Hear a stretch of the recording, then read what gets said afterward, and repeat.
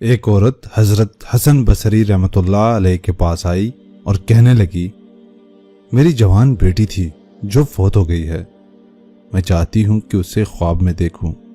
میں آپ کے پاس آئی ہوں تاکہ آپ مجھے کوئی ایسا طریقہ بتا دیں جس سے میں اس کو دیکھ سکوں۔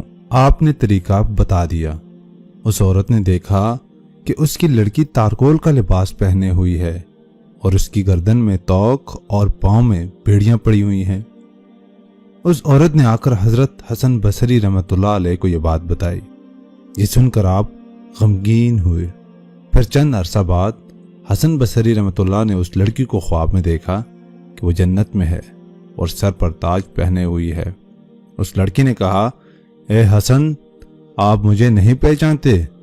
میں اسی عورت کی بیٹی ہوں جو آپ کے پاس آئی تھی اور یہ بات کہی تھی۔ آپ نے پوچھا، تیری یہ حالت کیسے ہو گئی؟ اس نے بتایا کہ ہمارے قبرستان سے ایک شخص کا گزر ہوا۔ اس نے نبی کریم صلی اللہ علیہ وآلہ وسلم پر ایک بار درود شریف پڑھا اور قبرستان میں اس وقت 550 انسان عذاب میں گرفتار تھے، اور غیب سے آواز آئی کہ اس شخص کے درود شریف پڑھنے کی برکت سے ان لوگوں سے عذاب ہٹا دو۔ خواتین و حضرات، ہمیں اس بات کا اندازہ ہی نہیں کہ ایک بار درود شریف پڑھنے سے ہمیں کتنا ثواب ملتا ہے۔